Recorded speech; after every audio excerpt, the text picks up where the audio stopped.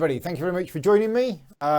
This is going to be an Under Falling Skies playthrough, and a couple of things that are going to be special about this. The first one is that it's going to be with the designer, Tom, who is joining me today. Say hello, Tom.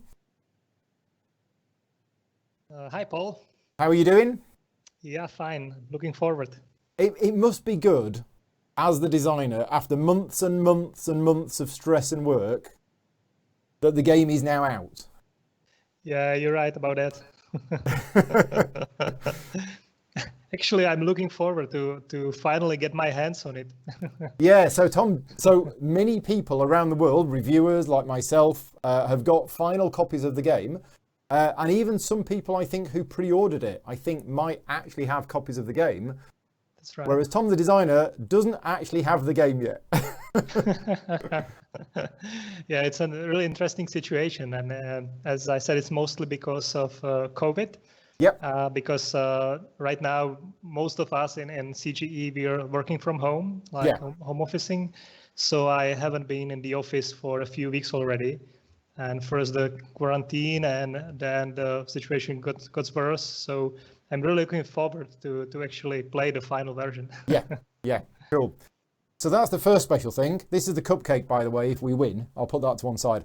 The second thing that's special today is I've done so many videos on this game over the last few months, but today we're going to be playing through the start of the campaign. So all of those other videos that I did were all the introductory game using either Roswell, New York or Washington.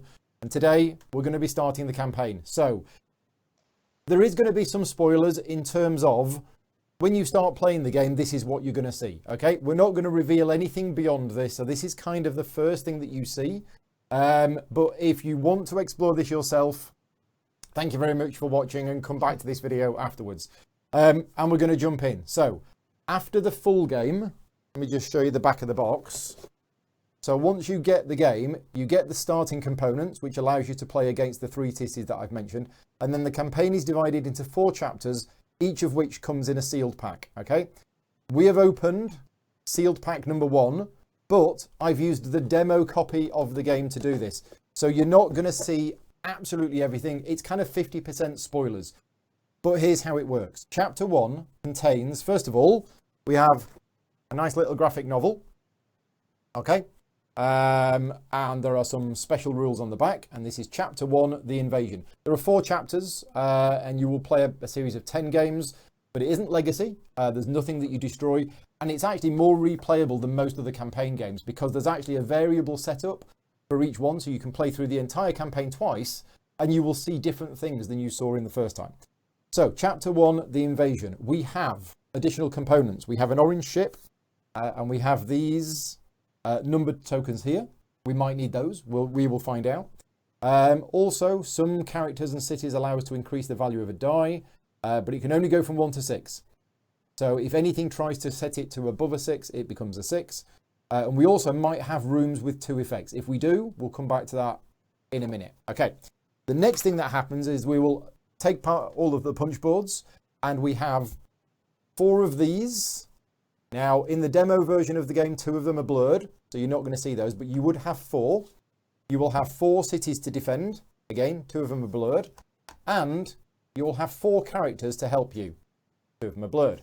And what you will do is you will choose 2 of these at random, 2 of these at random, and 2 of these at random. So because we've got the blurred ones, I'm basically going to choose the non-blurred ones. Okay, so this is what you would do.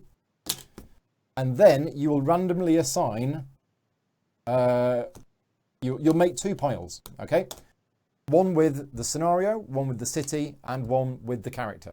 And then you have to make a decision of which of those cities you want to try and defend.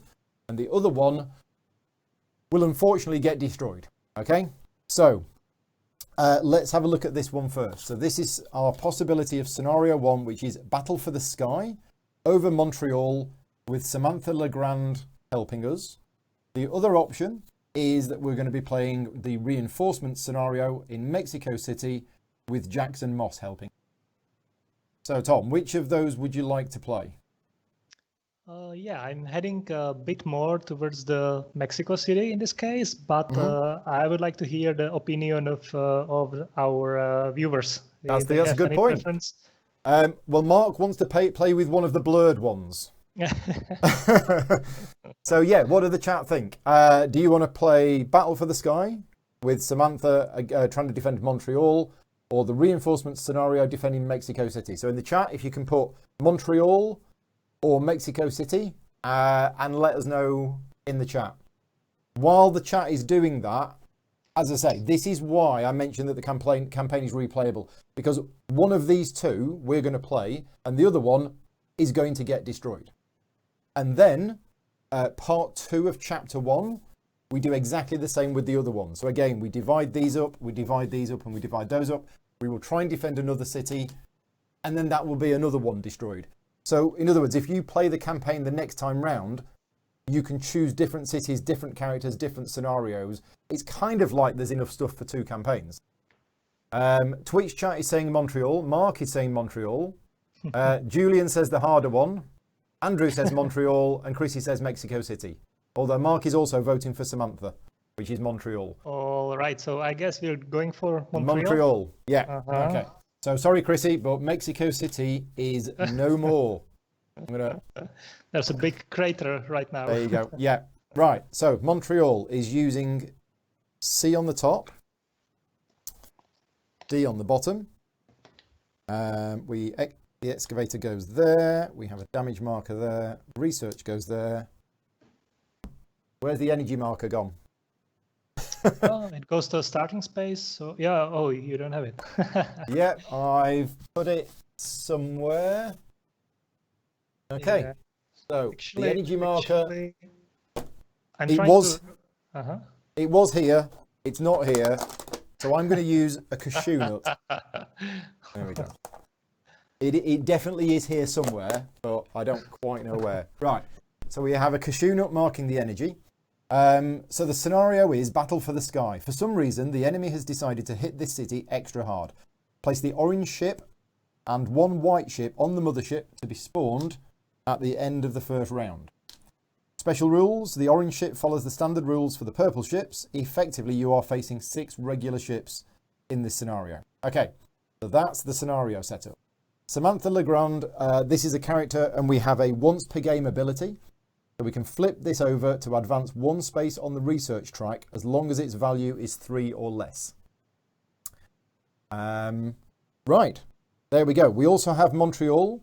So Montreal's special ability is 2 or more room effects of the same type can be resolved simultaneously. You add their effects together, so you sum their values and then perform their effect. That's mainly for the research rooms, is it?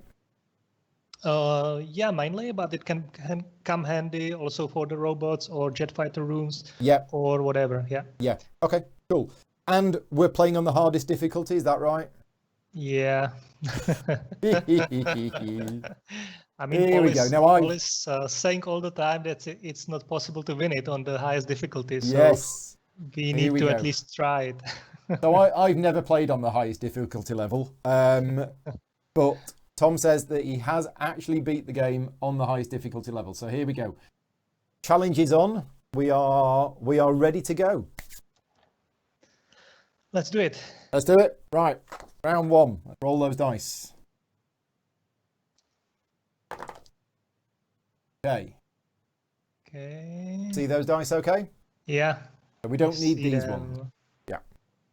Okay. I try to replicate it here on my table because I don't have a final copy, but at least I have a prototype. So I hope it's actually up to date. Yep. All right. So what can we do? I mean, usually when I play the game, I try to focus quite heavily on excavating. Yes. It definitely makes sense. But in this case, this 6 can come handy. But as I can see it, then when we would excavate by 6 spaces, we will end up on a mothership icon, which is something we really don't want to do. Yeah, I mean, these are all bad. So I guess we will be re-rolling the dice. You know what, Paul? Try to place a white 1 on column 5 in the AA gun room. Right, so this doesn't move at all. Exactly. Yeah. And let's reroll the rest. Okay, off we go.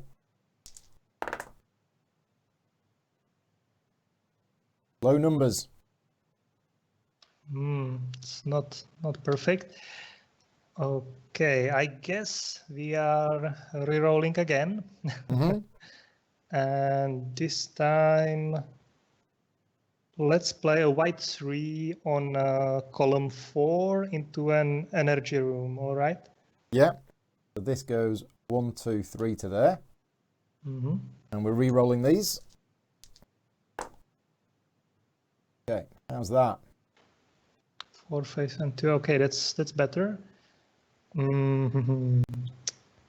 So I guess now we can afford to excavate, but before we do that,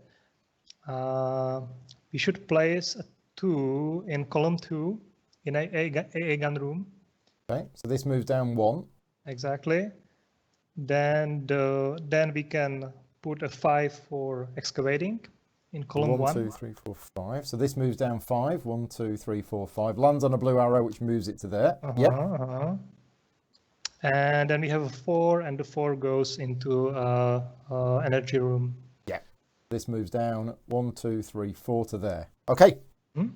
Right. So dice placement has been done. So we get rid of those 2. Yeah. We spend 1 energy to move the excavator to here, and then we get 7 more energy, 1 of which is wasted. So that's fine. Yeah. Okay. I think it starts quite well. That's not a bad start. Yeah. Okay. So we're going to move the mothership down, which collects that on the way. We do have a little bit of a cave in, so the excavator moves back 1 space. And then we respawn. So first of all, this one goes here. Then this one goes here. And then this one goes here. Yeah, now it starts to be interesting because you're basically facing like 7 enemy ships at this point. Yeah. Okay, round 2. Off we go. Here we go. Double 6, if I see it right. Double 5. No. 6 and 2 and double 5. Actually, I have some really bad quality of the stream. Okay, so we have grey dice of 2 and 2 5s. Okay, I see. And a white dice of a 2 and a 6. Okay. So, can we excavate for 6 spaces? Have a look. We could, I guess. Safe. Yeah, it looks safe. And I guess we don't need to do anything in that column. But before we do that, because it's a white die, then we might consider to play some of the grays. Yep. And I think it's too early to trying to shoot them down because they're still quite high. Yep, and we don't have a good shooting space anyway. Yeah. So I'll try to focus on researching. And 2, 3, 4, 5. It's tricky. I can replace that with that. People are finding the cashew nut irritating. There we go. All right. So I guess we can try to make some nice robot at this point. So let's place the gray 5 onto the robot spot. Yeah. And yeah. So that's the mothership space.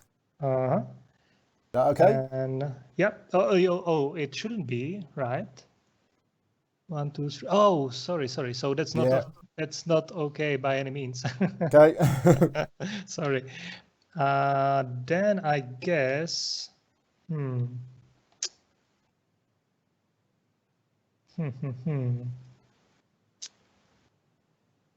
Then I guess we should re-roll it up after all. Yeah, let's re-roll it. I mean, place the white 6 for excavating, and let's get some better numbers. Okay. So we have a white 4, and then we have a 3, 4, and 5 in grey. That's slightly better. Let's see. So if we want to excavate, then we would need, let's say, 5, 7, 8 points of research to progress somewhere. 3, 6, 7, 8. Okay. But I need that robot. So, I mean, a 6 would be better. But since we don't have a 6, I wouldn't rely on re-rolling it. So let's play Grey 4 on the robot space. Yeah. This moves 1, 2, 3, 4. Lands on an arrow but can't move to here. And then we can place 5, actually. No, actually, place a 4 on column column 4, I guess, into the research room. Yeah. 1, 2, 3, 4. Yeah. So we're going to re-roll these. Exactly. Okay. You didn't fancy placing that 5 on this research room? Yeah, kind of. But then we will get like 10 research point, which is, I guess, too much. I mean, I would consider placing there the 3. But then we can get into trouble if we roll something really high on the for the last space. Right. But you know what? I mean, yeah, place there the 3. Okay. I think it would be okay. So before we do the 4, we put the 3 on. Yeah. Moves that 1, 2, 3. That 1, 2, 3. Okay. And then we've let's see placed the what we 4. And now we're going to re-roll this. Yeah. I see what you mean. Now we're down to this roll. Whereas if you'd have rolled both of them, you still had some choice. Exactly. Right. Okay. 3. That's the 3. So now there's a question if you want to actually try to shoot down this white ship, because it will be removed, which is quite nice, but it will cost us 3 energy. Is it worth it for quite 3 energy? costly. I don't think so No. at this point. No, I don't either. Yeah, and we have like 7 energy, and we would need like 5 at this point. So we don't even have enough energy. So let's place it into an AA gun room. Moves that 2. It doesn't move, and that 2's to there. So. Oh, they're quite nicely lined up. Yeah. There's 4 of them. Yeah, so Right. that's it, I guess. Let's Okay. resolve it. Yep. So we'll do the excavation first. That costs 1 energy. We excavate all the way to here. We can research for We can, 8 points. Yeah, And so the because we ability played of a Montreal Exactly. is 4 from that, the 3 from that, plus the 1. So we've actually got 8, and we can add that together. And that allows us to go 1, 2, 3, 4, 5, 6, 7, 8. Exactly. Okay. I think at this point it was really handy. Yeah, yeah. And we've still got Samantha if we need her. Uh-huh. And then we have the robot. Are we going to build a 3-strength robot? Definitely. So we should Oh, have that should have cost 3. 1, 2, There you go. 3, and then 1. We should Yep. have 2 remaining energy. We do. And where would you place the robot? Let's see. Well, it's only a 3. I would say either in one of those research spots or in this large energy room. Yeah, that's what I was thinking as well. Yeah. But the question is where. I mean, usually I would place it into energy room, but with Montreal and with this ability, it also makes sense to place it in one of those research room. Yeah. Yeah. Okay. But we are quite low on the energy right now. I think No, maybe you- energy. Yeah. All right, let's place it on the left spot of the large energy room. And the left spot because there are 2 enemy ships in that column. So maybe I would like to place a low number in there. So Yeah. Okay, right. So the mothership That's it. moves down 1. And we get 2 more. oh, Okay. cool. So the first they one go will into they go here. Column 4 and 5. Yeah. Yeah. Yeah. There we go. Right. Round 3. All right. So now we are against like 9 enemy ships. So Yeah. Okay, so white dice. We have a 3 and a 6. And grey dice, we have a 1, 3, and a 6. Okay, I think it's almost time to try to shoot some of them down. Yeah, they're getting a little closer. So, and down here on this board here is really dangerous for mothership spaces. Yeah. I would really like to have a 5.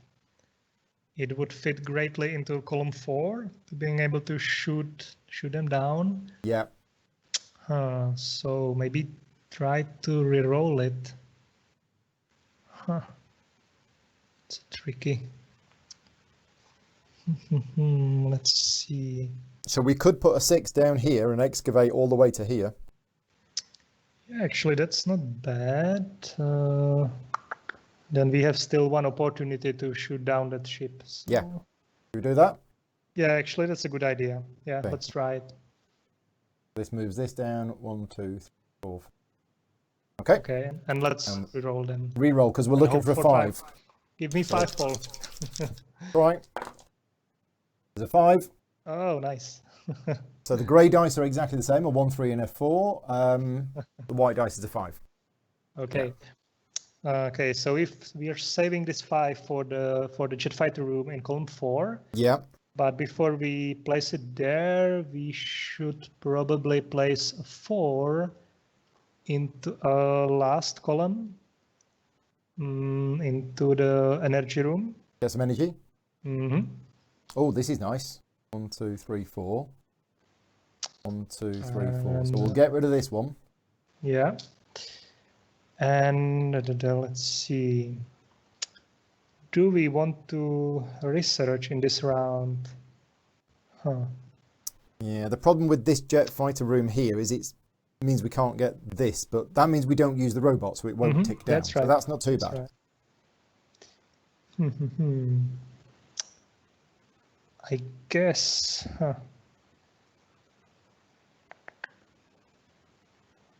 No, that's not ideal. No. I mean, if we want to research, then we need at least 5 research points, and we have like 2 research spaces to get there. Well, we need a 1 to get to here, and then a 5.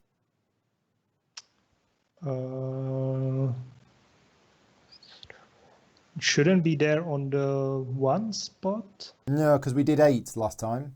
1, 2, 3, 4, 5, 6, 7, 8. Oh, right. Yeah. Oh, yeah. That's I said I have here my prototype version. Yeah, and slightly different. It has just the number 2 on Montreal and not 3. Right. Okay. Yeah. Okay. No problem. So I guess let's roll both of them. Let's place the 5 on the jet fighter room, and let's reroll the remaining 2 dice. Yeah. So we have more options where to place them. Here we go. So that's actually good. That's going to shoot down that one, that one, that one, and that one. Okay.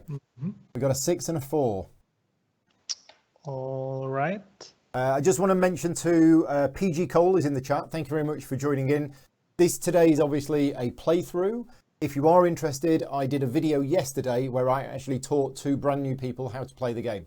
So obviously feel free to watch this and enjoy the game. But if you want me to teach you how to play, check out my video from yesterday where 2 friends of mine came over and I taught them how to play the base game from scratch. And there I go into a lot more detail.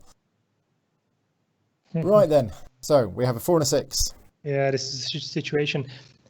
You know what? Let's place number 6 in column 2, because that allows us to shoot down 1 more ship. Are you thinking on the robot room?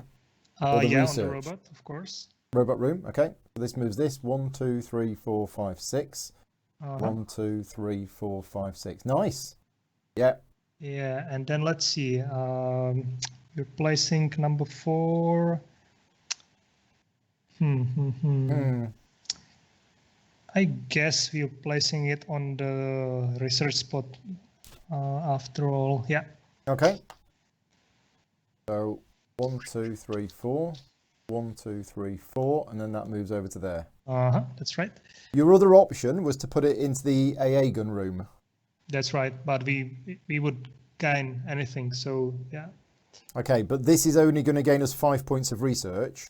That's right. A 6 would be much better, but since we have a Samantha Legrand, we can actually solve it. Right, so you're going to use Samantha to move to the Yeah. 1, Yeah, and then definitely. that to move to the 5. Right, gotcha. Okay, Okay, so let's do it. I Yep. mean, we can gain 3 energy first. 3 energy for that one. So 1, 2, 3. Yeah. Then we can excavate. Yeah, excavate for 1. Then we're shooting them down. Yeah, so this is So 1 let's energy see, for 5. So that's that one, like 4 of them, right? that one, and that one. Nice. So the white ones disappear, the red ones will respawn end of the round. Okay, and then we use Samantha So we use Samantha, Yeah. flip her for over, her heroic deed. and that moves up to there. 1 space, and then for the last research space on this number 5. Yeah, so that costs 2 energy, and we move up to there. So Samantha's been flipped over. Actually, it's removed. It's removed, isn't it? Because I was going to say this side is even better. Yeah. Uh-huh. Okay. That will come into play in the as you progress through the campaign. So, Right. Okay. She Cool. gets better. Right. And then we're we gonna build have a robot. Really nice new robot. Yeah. So this is a Strength 5 robot. Now, Where to put it? energy. I think we already have some nice energy spots. So I would probably focus on the research a bit Okay. this round. So let's place it actually on column 5 on this +2 research room. Nice. Okay, yeah, we've got some really nice rooms here. So what we've unlocked, and we've not seen this before in any of my videos, we have this double room of different colours. And that's explained on here. So yeah, basically you pay the energy cost, but you can perform both effects. So it is a yellow and a red room with a -4. So if we were to put, for example, 6 and a 4 in there, you minus the 4, that's a 6, which means you get 6 energy and fighters of 6 as well. So, Yeah, but that's probably too early because right now we're moving the mothership and it caused another cave-in. yeah, So- and we get a cave in, yeah, right. So that room that we've just excavated has just caved in. So Yeah, but we can look forward to it. yeah, yeah. And the other important thing is, although we had this robot, the robot only ticks down if you use it. So because we didn't use it, it's still a 3. Right, round 4. Okay, How's and we things should, looking? first we should respawn those 2 enemy Yeah, ships. respawn. And we have So- like 3 possible columns, Yeah, like 1, column 3, 1, and 3, and 5. 5. Up to us. And actually that's perfect, I would say. Let's place it in column 1. And the second column 5. Yeah, Because right now, if we have number 4 in column 1, then we will position both of them to an Both of them. explosion space. Yeah. And the same applies for the column 5. So yeah. So we need a Give 4 and a 3. a 3, yeah, and then some nice shooting space. Huh? Here we go. Yeah, so the chat has just pointed out this one here, this is a 7 spot. It's because we've upgraded the board to the high difficulty level. The normal side of the boards only go up to 6. But certainly when you flip the boards over, some of them are 7s, which is quite hard to do. Right, so white numbers, we have a 3 and a 5. Grey numbers, we have a 1, a 5 and a 6. Pretty big numbers. We didn't It's get not the bad 4 though. actually, because we need at least one of them to be big to being able to shoot down those ships. Yeah,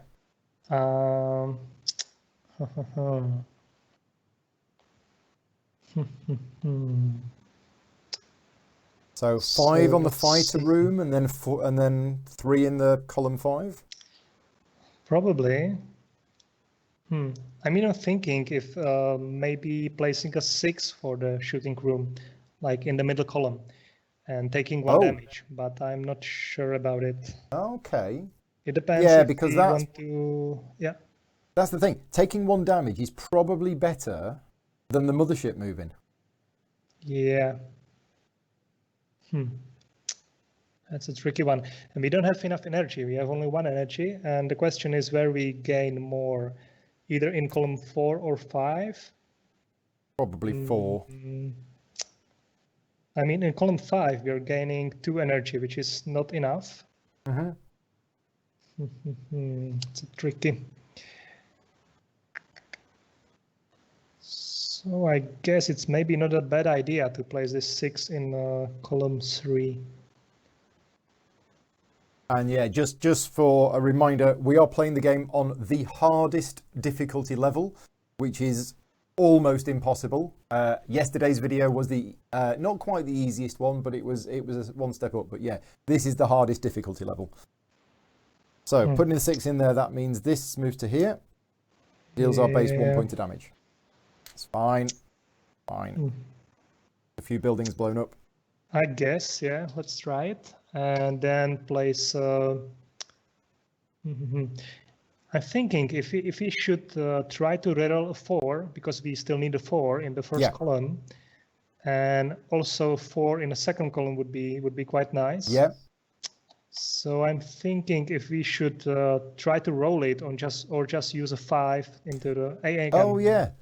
But yeah, then we won't do anything. Then it's a bit pity. No. Actually, we need 3 4s, like in column 1, 2, and 4. We do, don't we? Yeah. It's not very good. Okay, so let's try it. I mean, let's place white 3 in energy room in column 5. Yeah. So that moves this to here, and this here. And we're going to re-roll these. All right, come on, 3 4s. Yeah. Calvin's popped in. Hi, Calvin. Thank you for joining in the chat. Okay. Well, okay, so I didn't roll any 4s. That's a pity. Or any 5s. Okay, so I guess we're re-rolling again. Yep. But where to place this 2? Where's the 2 going to go? It's not ideal. Okay, so I guess we can place it in column 4 to produce some energy. That moves that down to there, which goes to there. Okay. Yeah, roll. let's try it. Yeah. The 4 and a 6. Okay, so we have a 4. But a 6 is actually pretty bad. Yeah, we could put the 6 in the AA gun room at the top there. That would at least stop us. Or we can place a 6 in a column 1 and position at least one of them, but it would cause us 1 damage for the lower ship. Okay, yeah. I'm not and sure. And then the 4 would go here and we'd destroy that as well. Another one. Yeah. So yeah, the 6 in column 1 and then the 4 in column 2 would actually destroy that and that. I'm not sure if it's worth it. Oh, I don't know. I think it might be, because then we can do some research. And how much energy will we have? I mean, quite enough, I guess. We've currently got 1. We're generating another 2, 7, 5. So we're generating 7. We'll have 8 to play with. We're not excavating. We've got 2 in here, so we've got 6 to play with. Yeah, that's another thing. We are not excavating, and we should. No. Yeah. Yeah, this is it's a difficult turn. I'd go for taking the damage and doing some doing lots of yeah. But look at the right panel with the mothership effects. There are like 2 of the spots will cause us 1 more damage. So and 1 is going right now. So I mean, I would probably place 4 in the first column, and let's place it. Research. Yeah, it would get us 2 spaces. Yeah. Yeah. Okay, let's do that. Okay. And then a 6 and an AA gun room. 6 goes in there, so this moves down 5. 1, 2, 3, 4, 5. Okay. Let's do it. So let's resolve the dice. So that one can come off. It's a tough one. So we can start with energy. I mean, the big energy room. Yep. So we generate 5. Produce some research to move 2 spaces. And 2 energy and move to there. Yeah, we can replenish the energy by 2. Yeah. And we can shoot down as much ships as we can. So in this that case, one, that one. Nice. Okay, and what about this last research room with a robot? Is it worth it? That's a question. Possibly not. I mean, it'll generate a 7. I think maybe leave it till next time. But we have quite enough energy right now, so I would probably do it. Okay. So it costs 2 and it moves to here. And then But you know what? But we can do it. We can avoid using the first research room for research, and we can instead use just this one with the robot and save 2 energy. Right. Yes. Good point. Yeah. Don't use that one. So Well, hang on a minute. Can't we add the things together? yeah, we can, but it's still not enough to get to the 7 spot. Because Right. yeah. So I would it's not, use is it? just the one with the robot and don't save use 2 that. energy. So we should end with a 6 energy anyway. Yeah. Okay. Okay. Tick down that robot. Mm-hmm. This moves down to here, and our base takes the damage. Yeah, and you should lower the second robot as well, the one with a 3. Oh yeah, because we used it, didn't we? Yep. Yeah. Cool. And then we take the second damage. Done it. Yep. Yeah. Another ship is Respawning the here. ships. It all respawns. Right. Off we go.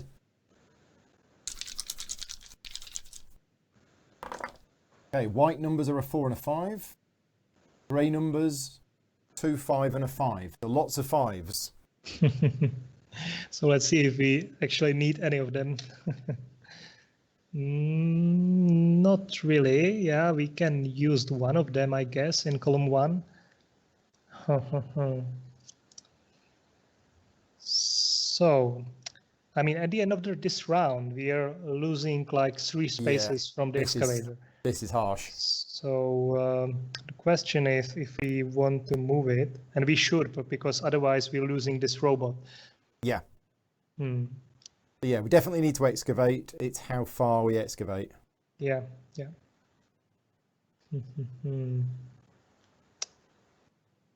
And are we going to research this round? Yeah, definitely. At least 9, which is quite easy. Actually, if we place a 5 in the first research room, I mean in column 1, then we will be able to... That will give us 11 research points. Yeah, which is... Okay. 7 and a 2 gets us to there. Oh, it's still not enough, right? No. Unless we did some more research as well. Yeah, but I guess let's do it anyway. And let's reroll it because we need some... Oh, but we have a... Sorry. We have a 4 over here. We have a 4.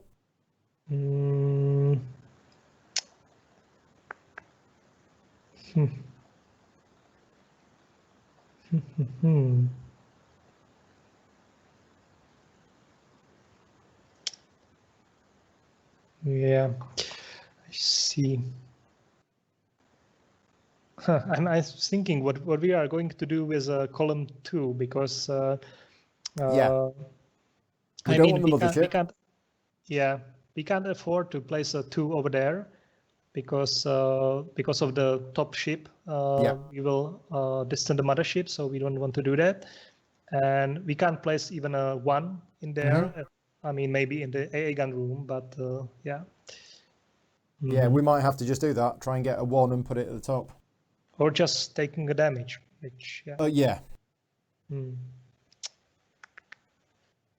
Yeah, you know what? I mean, place the white 5 in the first column as we discussed, and let's reroll the rest. Reroll. So this goes. Yeah, 1. we need some 6. Okay, here we go. 4 dice. Let's see what we get. We got a 6. Okay. We got a 2, 4, and a 6 in grey and a 3 in white.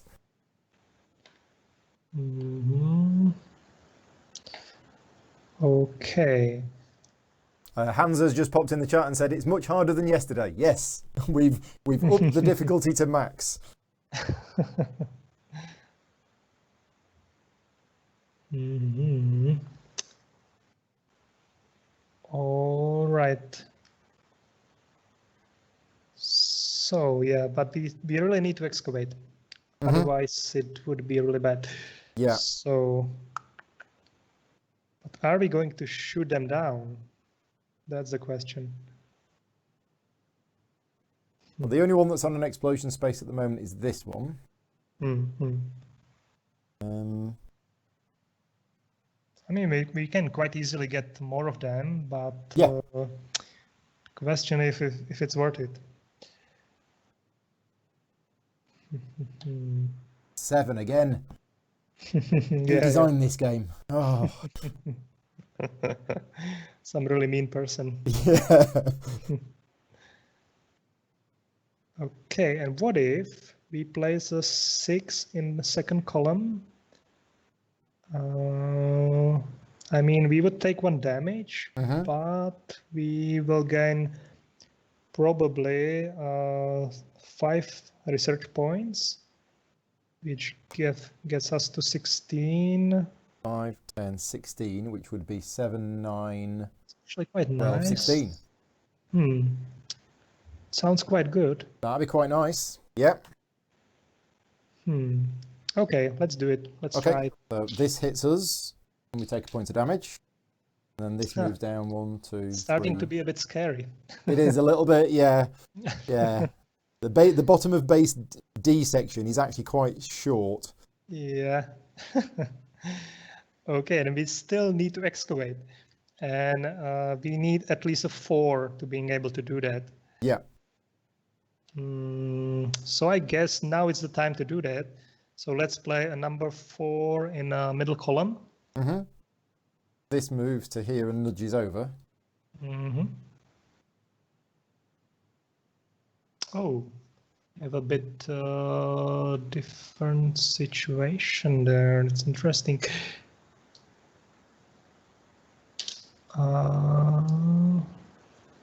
Why is that?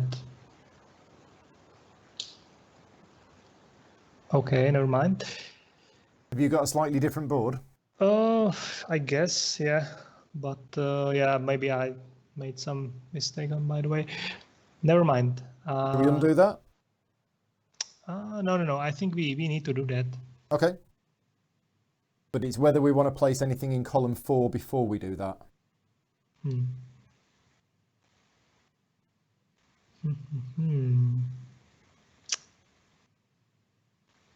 Yeah, I guess the number 2.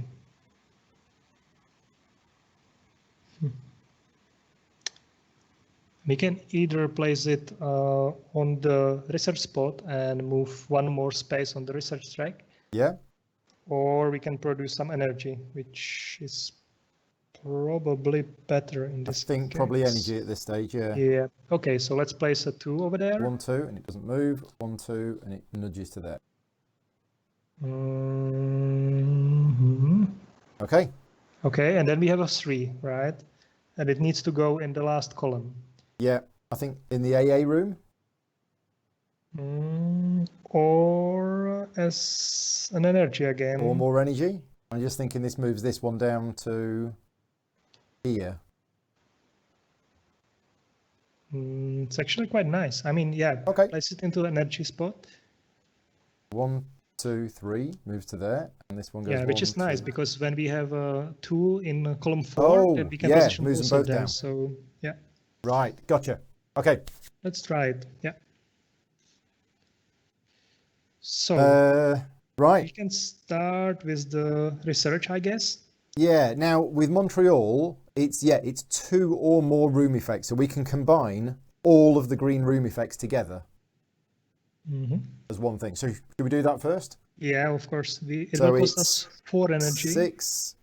Yeah, because 4 energy generates us 6 points of research here, 5 points of research here for 11, 5 points of 16. research here for 16, which moves us 7, 9, and 9, 16. 12, 16. Yeah, 12 and 16. there Yeah. you go. And we should. So yeah, for anybody who is watching this video who hasn't seen any other videos, you cannot normally do that. You have to spend each room's research individually, but the special ability of Montreal allows you to add it all up and then spend it as one. So, Okay.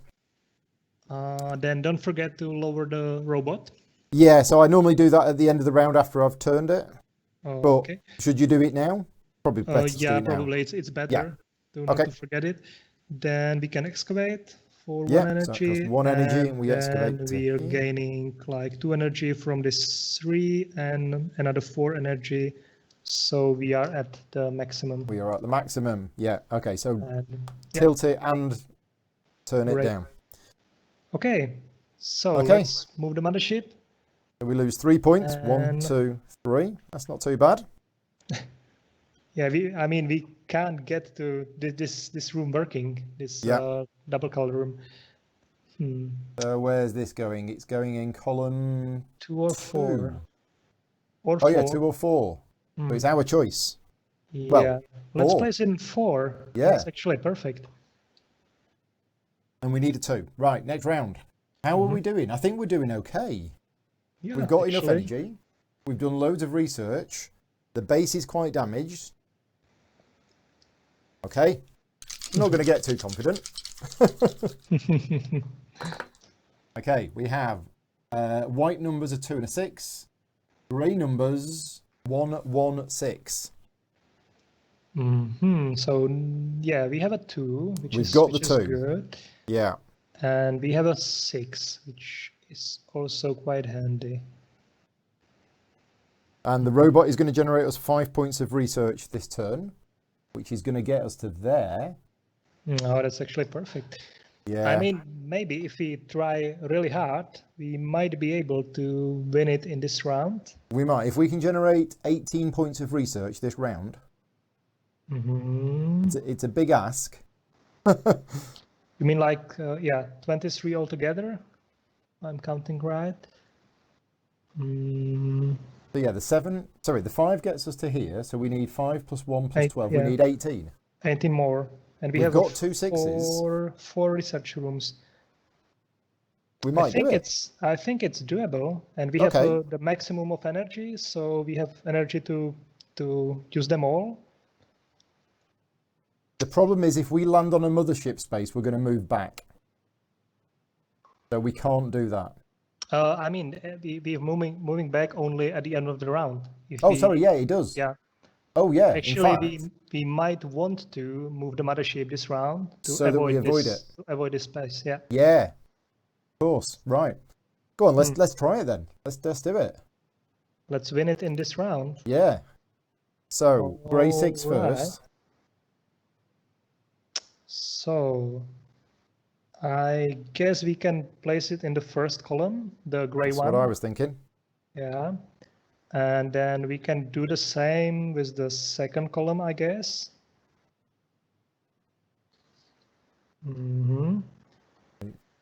6. And then we're going to re-roll. Yeah. As long as we get a high number.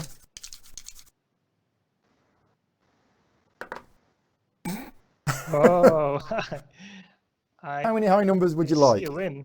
Yeah. All right. It's nice. So, So should we just put the 6 in here? I guess, I mean, it will move the mothership, but we don't care, right? No, I just don't want us to get completely complacent with this. No, I think we're okay. I guess. I mean, we probably taking 1 more damage Yeah, from column think- 4. Oh, but that's actually okay.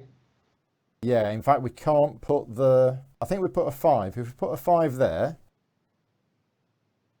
Then it works as well. Is that going to be enough? Is that 18 points? Yes.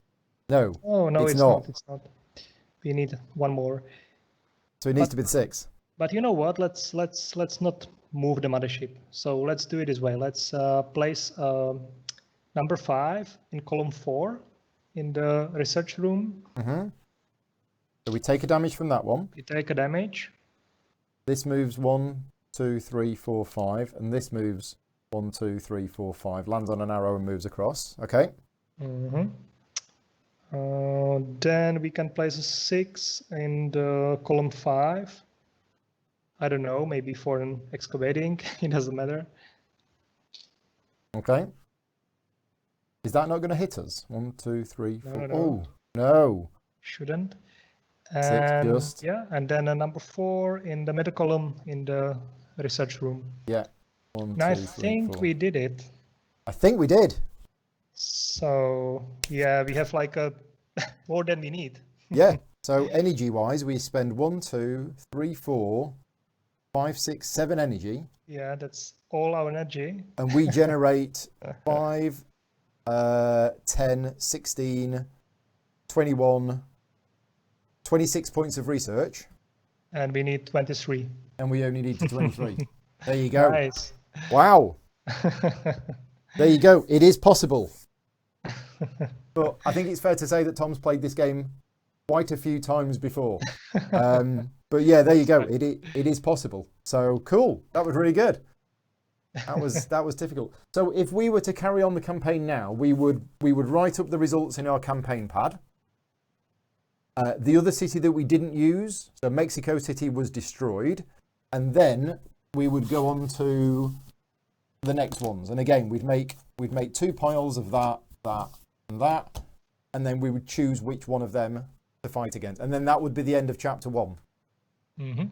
Okay. I mean, in case we lose, then we will simply flip the city to the other side, and we will play with a damaged Montreal, Yeah. which actually is slightly stronger because the people already know the threat and they have more time to prepare for it. Yep. So what would Montreal do in this case is the effect would be the same, but every time we will put the different rooms together, then we will apply a +1 modifier as well. So slightly stronger, but we don't need to do that.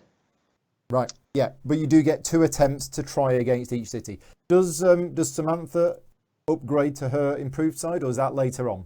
That happens later on. So, okay. Yeah. Okay. Cool. Right. Actually, well, that was awesome. It felt even too easy, but I can assure you that with the campaign, it's possible to get to even higher difficulty. Oh, right. I mean, this is probably the highest difficulty in the first chapter. Yep. But when you have all the assets from the whole campaign, then you can even replay the first chapter on a higher difficulty. So right. If it's not enough for you, then you can even ramp it up a bit. So yeah. Yeah. Cool. Excellent. So thank you for that. Now we've got a few questions that have come in advance, and we are going to do a Q&A now with Tom. So if you have any questions for him, please put them in the chat and I will see them. But I'm going to start off, but just by asking, very, very simple question about the base design. Because we played on Montreal today, which was using C and D. But for those people that haven't seen the other streams, the base layout that you use is based on the city. So if we were playing, for example, with New York, it would be the same C, but it would be a different A. That's now right. that kind of modular approach is clever because you can get away with using fewer components rather than having to have an individual base. But did that restrict you in any way?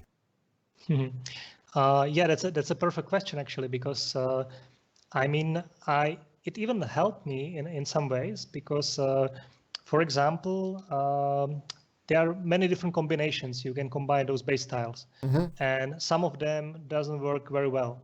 Right. So, for example, if you look in let's say the C tile, yep. I mean, if it's a good example, yeah, I guess. And you look at the front side and then on the back side, then they won't work very well together. Right. Because there might be like 2 jet fighter rooms in the same column, like in this case in column 2, one of them costing 3 energy and the second one costing just 1 energy, but having a +3 modifier. Right. So it would cause no brainer. Where would you like to place a die? Right. So it helped me to design them in a way that putting those not combinable part of the bases on the other side of those. So right. because those 2 can never be combined together. Yeah. So yeah. Okay. But even then, I mean, when I was designing these base tiles, it felt like some, I don't know, some really large multi-level Sudoku because Yeah. because of all those combinations. And I mean, even the game itself feels a bit like a Sudoku game. Yeah. So before you go into the campaign, you start off with A, B, and C, and then chapter 1 introduces D. How many others are there in the box? I think that might be a surprise. Okay, right. But there are more. Yeah, I can tell that there will be more. So yeah. Okay. Actually, as you already said, that every city has a special combination, uses a specific combination of those base tiles. Yeah. But there are like more possible combinations with all those base tiles than there are cities. Right. And there are 17 cities altogether, so quite a lot. But still, there are combinations that are not used. Right. And so I would encourage the players to actually come up with their own cities. Mm-hmm. And use them for those remaining combinations. Right. Because I mean, not all the combinations work like perfectly. Some of them doesn't work very well, but there are still combinations that would be quite suitable for a city. Yeah. And I guess we can use some of them for the promos. But some of them can be used, I mean, by the players themselves when they come up with their own ideas for the cities. And yeah. Cool. Right, question from Hans. Where did the idea come from to make this game? What gave you the inspiration to do it? I mean, many of you probably know that it was originated as a 9-card print and play game. Mm-hmm. And I made it like specifically for this 9-card contest. So the main idea came from this restriction from having only 9 cards. But I didn't want to make it just some light silly game. So I tried really hard to make it a quite complex game comparable with big box games, but just with 9 cards. So the starting point was try to figure out how to use, for example, a simple 6-sided die and use it in as many ways as possible. Like as you know, in this game, just this one die, it serves for activating the effects in your base, but mm-hmm. also restricts you in what spells you can use later on, and it also moves the enemy by some amount. And so it has many functions, and with these restrictions, you try to do this with every component you have available. So the same applies for the sky tiles, for example. They contain not only the parts of the sky, but also the mothership effects. Yeah. And the same goes for the base. So, I mean, that's how the mechanism of the game was originated. Yep. But the theme itself, I mean, when I came up with this main idea that the die is used both for your actions and for moving the enemy, then I thought, okay, so this is a perfect tower defense game. Right. When the enemy is moving towards you and you try to stop them. And I had a few ideas for tower defense game from the past, and one of them was for a Space Invaders game or the kind of Space Invaders game. So this actually fit perfectly for the mechanism. Yeah. Right. Okay. Cool. Next question. How has this game improved since the original 9-card print and play contest? I mean, we did many different things on to improving the game. I mean, those obvious ones are like adding the campaign and like increasing the replayability. Mm-hmm. But also there were some smaller changes in the graphical design and in the user interface. Yeah. For example, the 9-card version had a separate research track and an energy track. Yeah, I remember that. Yeah. Yeah, because it wouldn't fit the actual cards on for that contest. Yeah. Those needed to be like those poker-sized like a magic cards or whatever. Yeah. and it wouldn't fit. But here with the final version, we could afford to put it actually to integrate it into the board itself, Yeah. which works definitely much better. Yeah. I mean, certainly from when I first played it, which was effectively the print and play game that was available on BGG, it's been graphical design and UI changes. The core rules of the game haven't really changed that much.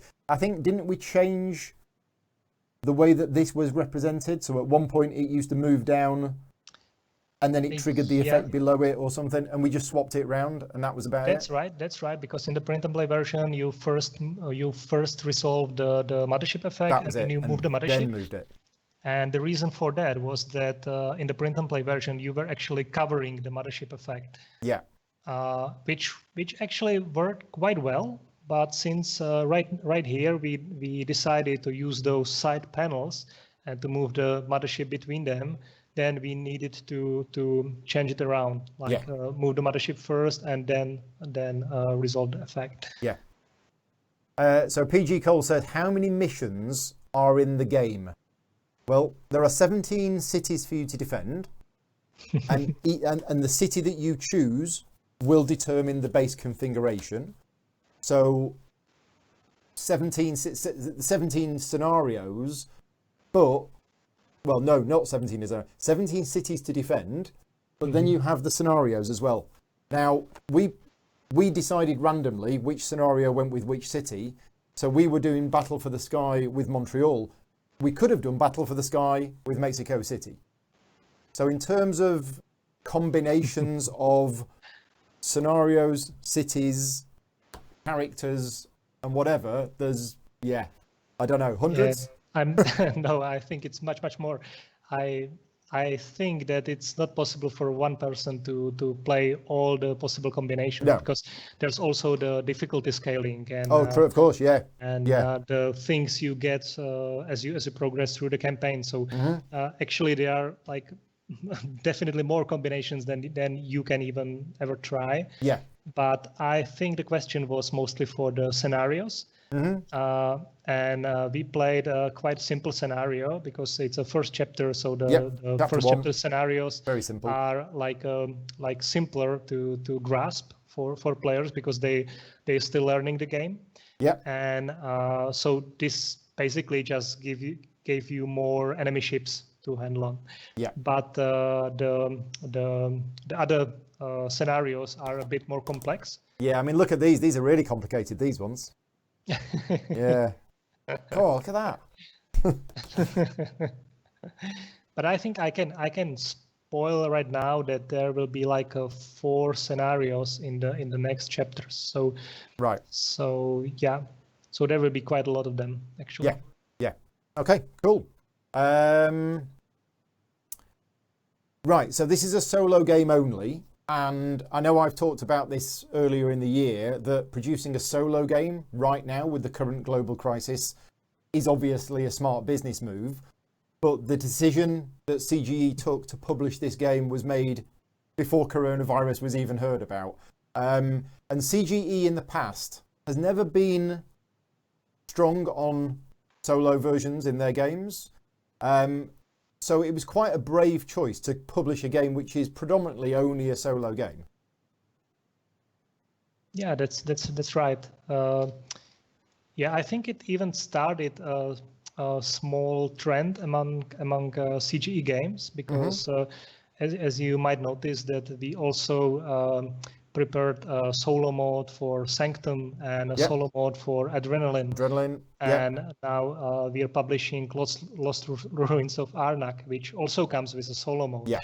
Or so I think it also changed a bit the way how the CGE looks at solo games, because it's quite obvious right now that there's a market for solo games as well. And there are many players who can appreciate this segment, and that can even appreciate the dedicated solo games like Under Falling Skies.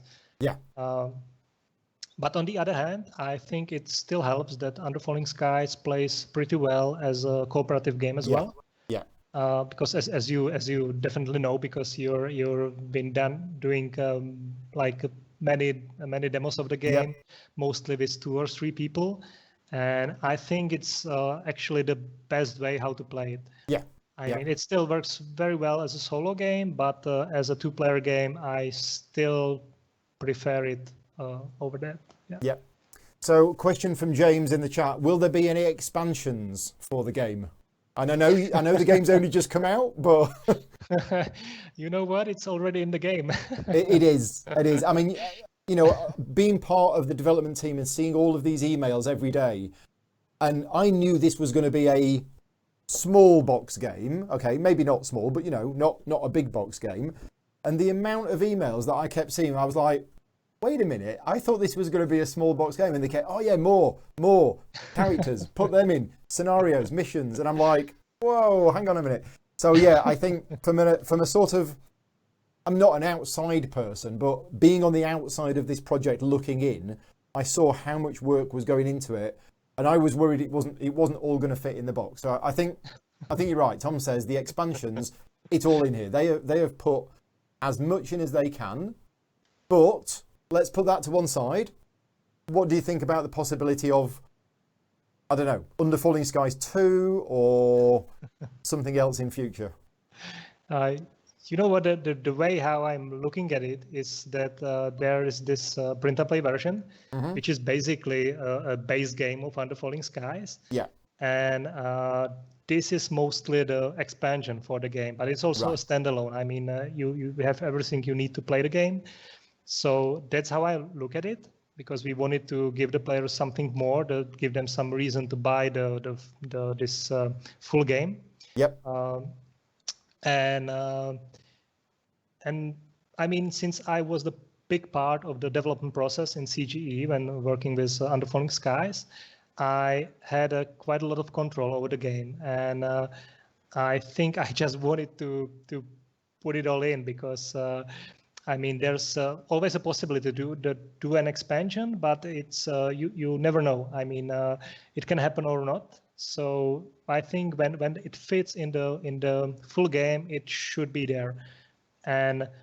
But when saying that, I think the game is so variable and so I mean, so easily adjustable that it would be quite easy to make an expansion for it, I guess. Like even if it would be just more city tiles or more base tiles or whatever, or more scenarios or. Okay. So following on from that, Kenneth has got a good question, and I know you can answer this because I know you've been asked this before. Any plans to either do a sequel to this game or some kind of modification that allows it to be played competitively, or even officially cooperatively with multiple players each having a different role?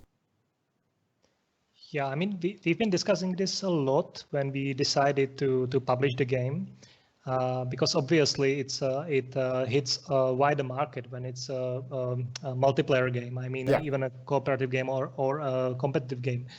And I mean, I even had some ideas how to do that. Sorry, especially for the cooperative version. I mean, I had an idea that the players are actually playing like side by side, each of them defending a different city, and they somehow interact in this way. They are sharing their dice pool, and some of the rooms like affect the other player, and some of the sky tiles affect the other player, and so on. But after thinking about it, we decided to keep it like a purely solo game, because I think it, after all, it fits the game the best. And the main reason is that those decisions in the game are quite complex. And when playing with more players, like doing like more stuff, defending the 2 cities or whatever, then there would be a lot of analysis paralysis in the game. And it will slow the game down, and I think it wouldn't work that well as it works now. Yeah. And touching on Kenneth's comment about a possible competitive game? That's even trickier. Yeah. I also thought about it.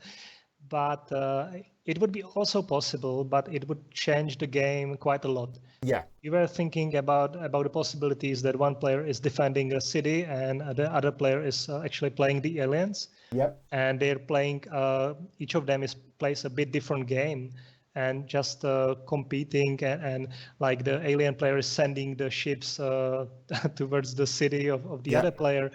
But again, I mean, it would make a really different game. It would be durable, but it wouldn't I'm be the not same sure game. if it would be a better game. Yeah. So, because, you know, part of the game is the fact that you have control over where the alien ships move. That's an absolute essential part of the game, and you can manipulate that movement. So if another player was doing that, thematically it would be the same game, but the game itself, it would be an extremely different game. Yeah, exactly. So. And once we saw how well it plays with 2 or 3 players cooperatively, then we decided to keep it this way, because it's still pretty much possible to play it with 2 or 3 people, and it's still quite enjoyable. So yeah. Yeah. Okay. Let's just talk about the artwork for a minute, because Kwanchai Maria is a very popular artist who does some great art for board games, and he's doing a lot of board games.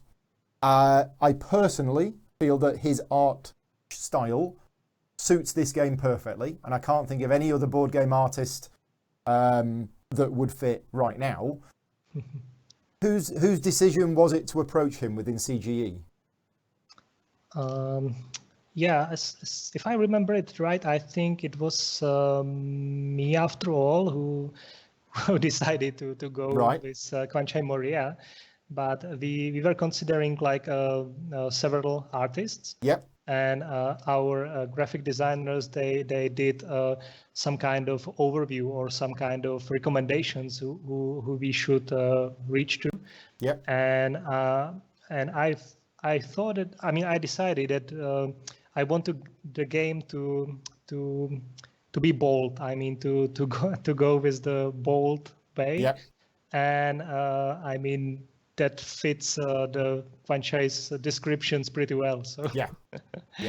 He uses such a nice and unusual color palette and the compositions, and so I'm really happy that we were able to reach him and that he agreed to work on the game. Yeah.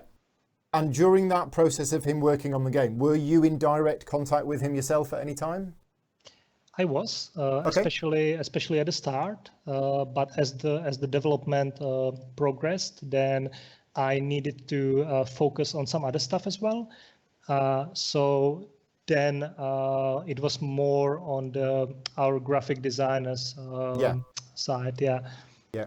But how is it? Because that's an area of the industry that I've never been involved in myself. How did those discussions go with an artist about, you know, was it like him producing an image and sending it to you and you saying, yeah, I like it, but it needs to be more red or something like that? And, you know, was it back and forth? You mean more pink in more pink? Yes. Yeah. I mean, I guess it's a bit different with every artist, with every designer or graphic designer or illustrator. But it's Kwanchai, it was a bit difficult because of the time difference, because there's, I mean, like 6 or 7 hours, I guess, of 7 hours time difference. So most of the time we were communicating. It was either like his night or ours late evening. So it was a bit tricky in this way. And but other than that, I mean, the communication was pretty good with Kwanchai, and I mean, he was able to prepare us even some sketches, so we can just we have like several sketches to choose from, and especially the iteration of the base was a really big part of the project. Right. Because when you look at the base styles, I mean, I'm not sure if you even notice that, but the whole base is drawn in a perspective. So if you look at the top rooms, then you can see that there's a big part of the ceiling in the rooms. Yep. And when you look at the bottom of the base, then you can see a big part of the floor. Yeah. Because the whole base is done in a perspective. and which means that each tile would have need to be drawn like separately. I mean, you can't just draw an icon and just copy it to all the rooms where it should be. You need to do it separately. So it was quite a lot of work, like put it into such a small details like this. Yeah, it's nice, as you say, when you look at these details, there's a lot of similarities, but there are slight differences between the rooms. So yeah. That's cool. A question in from James. What was the best part about the designing this game? That's a difficult one. Yeah, maybe not just the design of it, but the whole process of design right through to completion. I think it was altogether, it was a really great experience. I mean, as I said, being able to being so deeply involved in the whole process, it was really a great experience. I mean, when I was doing the print-and-play version, it was everything was just up to me. I mean, I needed to prepare the illustrations for the game. I needed to write the rules and proofread them and do all the playtesting and such. And with the final game, I was mostly doing the same, but this time I had the whole team of really experienced people to help me with that. Right. And that was really awesome. I mean, to being able to work with those really talented and experienced people. I mean, not only the illustrators, but also the people from the company who helped me with the playtesting and gave me some really good advices about how to approach the campaign and everything. So, I think that, the cooperation. And the natural follow-up question to that is, what was the worst thing about the process of designing this game? I mean, there were times then when it felt really exhausting. Yeah. And especially towards the end, when we really needed to push it for printing the game. And I mean, we even spent a few nights working on the rule book, and like being awake the whole night and just proofreading the rules again and again, and preparing the new versions. So that felt really exhausting, but at the same time, it felt really great. I mean, imagining that so many great people are like putting so much effort into the game to make it the best game possible. I mean, that felt really overwhelming at times. Yeah. And I think certainly, obviously, I've worked full-time in the industry now for a number of years. I've worked with a number of publishers and I've worked on a number of games myself. And I've had similar discussions with other designers. And the process that you've described about working really hard on it, pushing, staying up late at night, editing the rulebook, working with a great team of people, that's very common across a number of other publishers that are all publishing their games. However, not everybody has a game which seems to be an absolute massive hit like this one is. So the good thing is from obviously for you and for CGE is that you've put in all of this work, you've done the effort, and the reviews that are coming in already about this game and where it is on the BGG hotness list, people are loving this. This has been a really popular game already, and it's only just started. So yeah, congratulations on that. Really good. Yeah, it's been an amazing journey. I mean, I would never imagine that it could turn out into such a game. Yeah. I mean, especially when designing those 9 cards. Yeah. Yeah. Right. Question from Panda Faust. Is there anything that you would have liked to have had added into the game that wasn't possible to add in? I think we've been able to put there everything after all. Okay. Even for the cost that the game is really full. And what's especially interesting, the games, because of all this cardboard, like there's 16 sheets of cardboard. Yeah, it's full. So the whole box is really super heavy. It weighs over 1,400 grams. And so I have one fun story that when we've been loading the container for US, then we wasn't able to load it like fully because Right. of the overweight, because we Right, didn't yeah. expect it that it would be so heavy that I mean, usually the main restriction is the size of the boxes and of the games. So for the game of this size, it's really heavy. Yeah. I can assure that. I just say so. Yeah, 1.4 kilograms for a game. I mean, when the first copy arrived with me and I picked it up, I was like, "Whoa, this is full of stuff." So as you say, there's 16 punch buds in there. So, right. What other questions have we got from the chat? Independence Day or Arrival? I guess I'm more an Independence Day guy. Yeah. Yeah, it was. I mean, after all, it was one of the inspirations. It's as you probably can see from the game, it's kind of a merge of Space Invaders and an Independence Day. So Yeah. yeah. Yeah. And a follow-up question: Independence Day 2, should it have been made or not? To be honest, I mean, I downloaded the movie and I wanted to watch it before finishing the game, Right. but I didn't get to that. I mean, so I still haven't seen it. Okay. Okay. Well, when you've seen it, let me know. Let me know if they should have made it or not. Because Independence Day 1 was fantastic.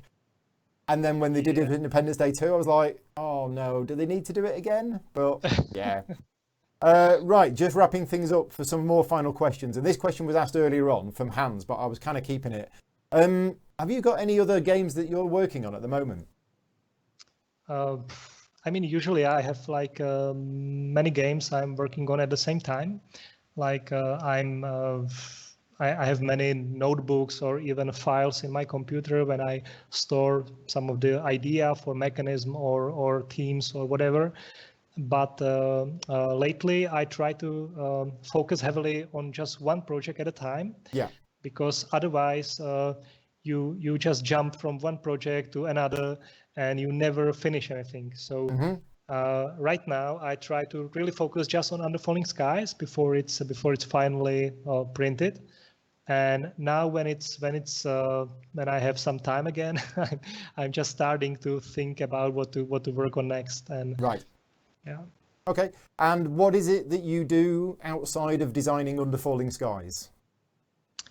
I mean, the last, let's say, last couple of months, I was totally busy with just Under Falling Skies, unfortunately.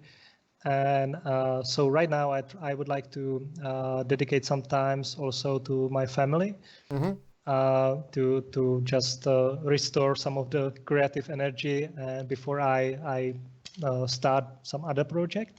Yeah. But other than that, I mean, with my girlfriend, we used to do some really cool outdoor stuff. I'm not sure if people will know that, but we were quite good in acro yoga, and I also was doing slacklining. Yeah. So those are my other big hobbies, Right. Now, of course, with winter starting to come close, I guess you're not going to be doing much outdoor stuff in the next few months. Yeah, that's a really sad. Yeah. Yeah. Yeah. Also, yeah. Right. If anybody has any other questions in the chat, please put them in there. There's one here from Eastlyn. Do you ever pencil and paper scribble, or are you designing only on electronic devices or somewhere in between? I mean, I do all of them, but when I start to design a game or start to think about some mechanism, then I usually start with just some pencil and paper. Right. I just take a paper and I write everything I can think about concerning that mechanism or that theme or whatever. And I store those papers somewhere. So time to time, I just go through them and see if there's anything that catches my eye that might be developed further. But usually when I have any idea, I just put it on paper just to think if it would be any good. Right. And yeah. Yeah. Okay. Yeah, it's interesting because I used to do that. But now I'm pretty much on the computer so much, I have a Google Doc for everything. So list of things to do today is a Google Doc. List of things to buy when we next go to IKEA is a Google Doc. List of films we want to see that we haven't seen yet, that's a Google Doc. So I pretty much put everything online now, partly because if I write it on a piece of paper, I'll lose it. Whereas at least, online, I can't actually lose it. Yeah, that can always happen. Yeah. I mean, the main reason for that is probably because you can draw stuff on a paper, and it's more difficult to do it on a computer. And yes, that's true. when I design a game, I usually at the same time I'm thinking about how it will look. I mean, about the user interface or icons or whatever, and that's something that is done like more difficult way in a computer. So right, yeah, that's true. And the follow-up question from the same person is: when you do these notes, are they in such a way that anybody else would be able to understand them, or are they random scribbles from a madman that only you would know? I mean, sometimes I have even a problem to write them by myself. Right.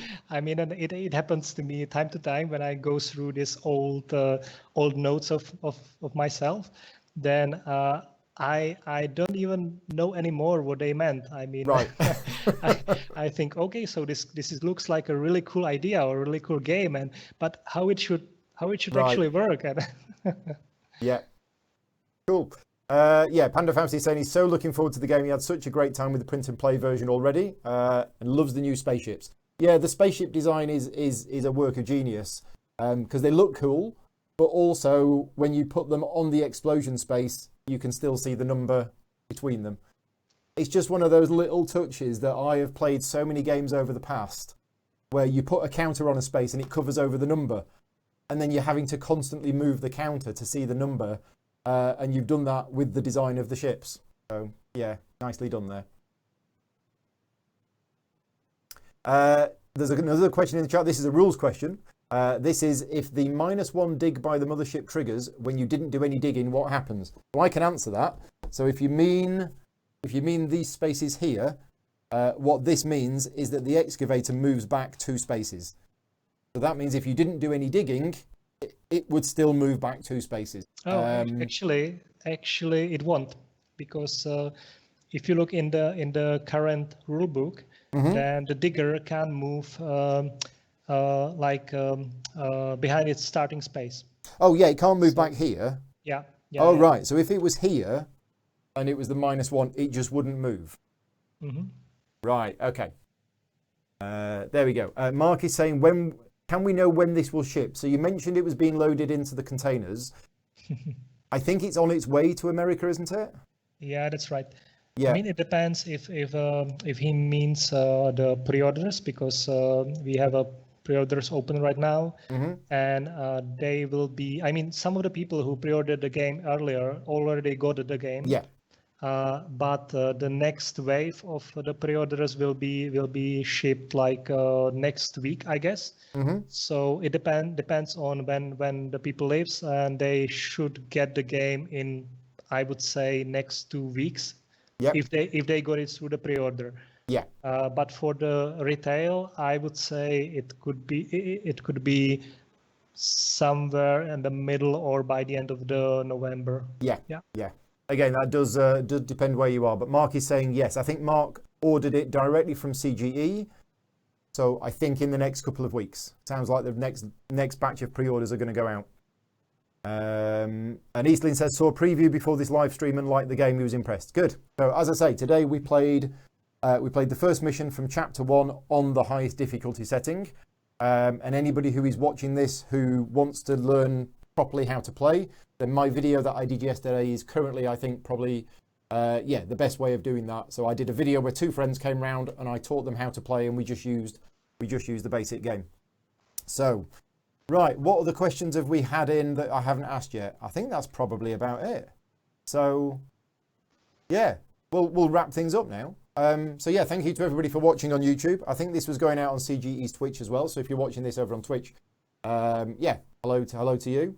And thank you very much, Tom, for your time. I will let you get back to enjoying your weekend. And then is it time off next week? Yeah. Thank you very much, Paul. I mean, It was really a pleasure. Yeah. Yeah, no, it was good. It was good to play it. And to be honest, I didn't think we were going to win because I've never played the game on the hardest difficulty. But once we were 2/3 of the way through and we got past this research hurdle here, I was thinking, no, we're not going to be able to do this, are we? And we did. So. I mean, I must confess that I wasn't sure either. Right. Yeah. Cool. Right. Okay. Yeah, we'll wrap things up now. Thank you very much again for watching. Thank you very much, Tom. And I'll speak to you later on. Right. Cheers, everybody. Thank you. Take care. Bye. Bye now.